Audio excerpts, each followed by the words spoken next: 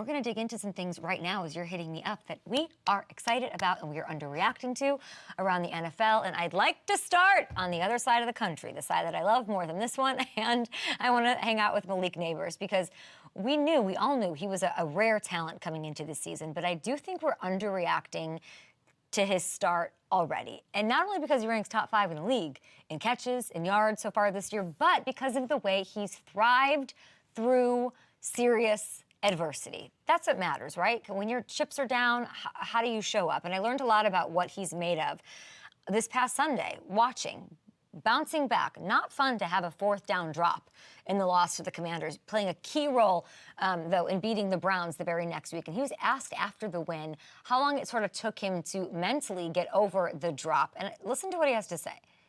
I mean, I'm still not over it. I mean, it still bothers me, but something I just got to put in my past. I'm never gonna not think about it. I'm never gonna not think about it.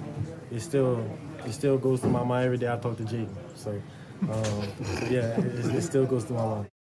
That rematch with Jaden Week 9 is going to be something special. But for Malik to have that happen last week, sort of as a rookie, take all of the blame for the loss, and then come out the next Sunday making circus catch. Let's take a look at this one.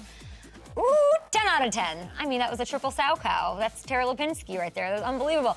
It was catch after catch, 2 touchdowns, and lead the Giants to the win. That tells me everything I need to know about Malik Nabers and what he's made of. He's the kind of player the Giants can build around, and Giants fans should be excited about going forward. And he's also now the first player in NFL history, let's give it up to him here, 20-plus catches and 3 touchdowns through his first 3 career games. Whatever else you want to say about this team and what they need to do going forward, I feel very confident in saying that Shane Dable knocked this one out of the park. Nabers is a star in this league for a long time to come, no matter who's throwing him the ball. And I cannot wait for the debut for Thursday night against those Cowboys at MetLife Stadium. So fans, get excited for that one. Have some fun over at FanDuel, by the way. Build yourself a parlay. Lots of promos and stuff that we'll get into throughout the show. But I think we're also underreacting as we move on. The Broncos defense, I want to dig into this.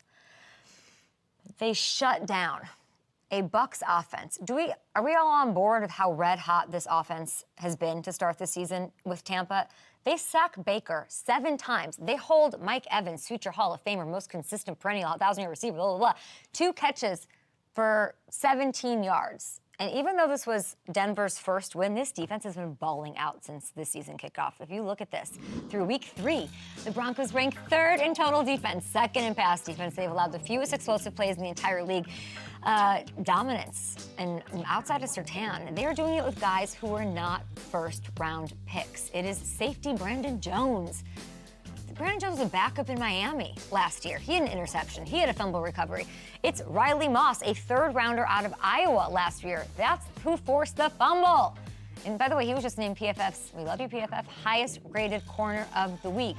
Dondre Tillman, who was playing for the Birmingham Stallions of the UFL. The Birmingham Stallions. Do you understand? Just a few months ago. Want to know how many sacks he had in his debut? 2!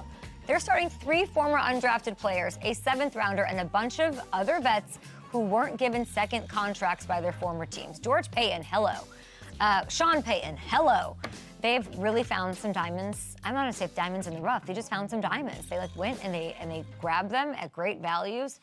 Birmingham, UFL, 2 sacks. It's crazy. That's good coaching. That's good coaching and good scouting and good talent and good decision making.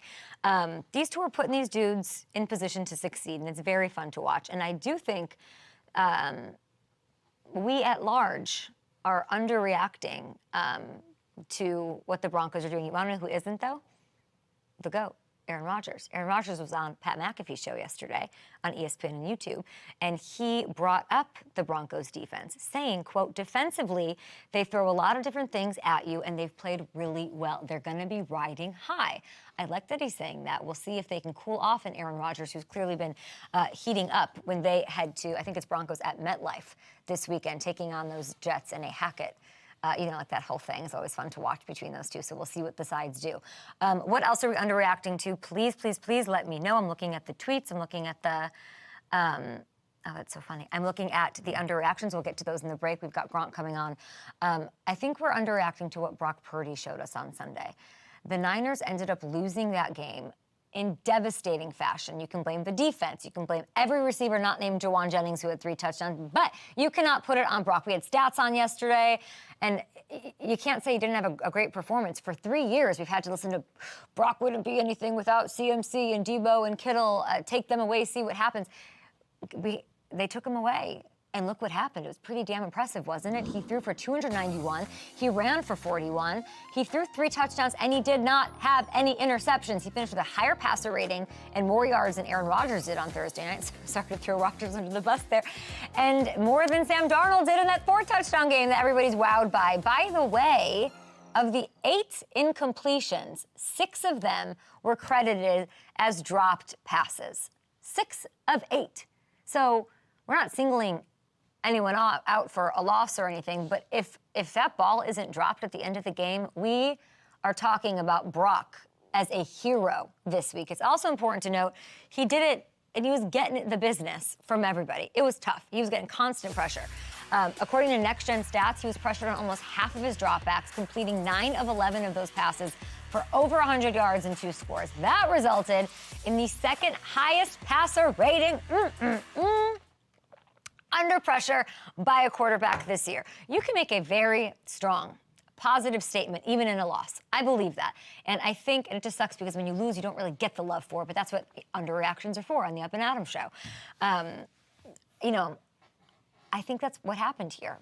Nice performance, didn't get the win, missing so many key pieces. But if you're a Niners fan, you have to hope that he's not banged up. And he is. And we gotta hope it's not bad. You gotta hope that it doesn't become a thing. And that defense and some of those other receivers can rise up and meet him because he's playing at this level and they gotta turn it around this weekend against the Patriots. There are some other teams, the Eagles, the Packers, there's some teams looking really, really good in the NFC. Okay.